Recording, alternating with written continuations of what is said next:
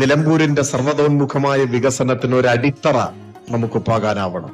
ഒരുപാട് സമയമില്ല, ഏതാനും ചില മാസങ്ങളേ ഉള്ളൂ. എങ്കിലും വികസനോന്മുഖ നിലമ്പൂർ എന്ന കാഴ്ചപ്പാടോടെ പുതിയ ചില തുടക്കങ്ങൾ നമുക്ക് കുറിക്കാനാവണം.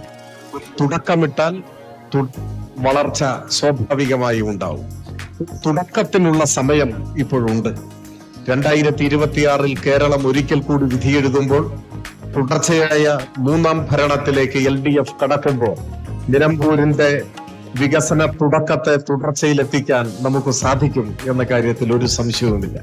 അതുകൊണ്ട് ഇക്കാരണങ്ങളാലൊക്കെ കൂടുതൽ നല്ലൊരു കേരളവും വികസനോന്മുഖമായ ഒരു നിലമ്പൂരും യാഥാർത്ഥ്യമാക്കാൻ നമുക്ക് ഇനിയുള്ള ദിവസങ്ങളിൽ ഒരുമിച്ച് പരിശ്രമിക്കാം.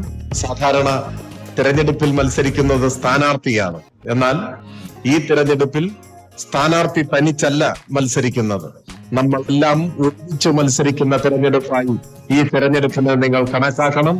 നമുക്ക് ഒരുമിച്ച് മത്സരിക്കാം, നാടിനു വേണ്ടി പൊരുതി ഒരുമിച്ച് ജയിക്കാം എന്നാശിച്ചുകൊണ്ട് ഈ മഴയെയും അവഗണിച്ച് ഇവിടെ ഒഴുകിയെത്തിയ കരുളായിയിലെ പ്രിയപ്പെട്ട സഹോദരി സഹോദരന്മാരെ അഭിവാദ്യം ചെയ്തുകൊണ്ട് ഞാൻ എന്റെ എളിയ വാക്കുകൾ അവസാനിപ്പിക്കുന്നു. അഭിവാദനം.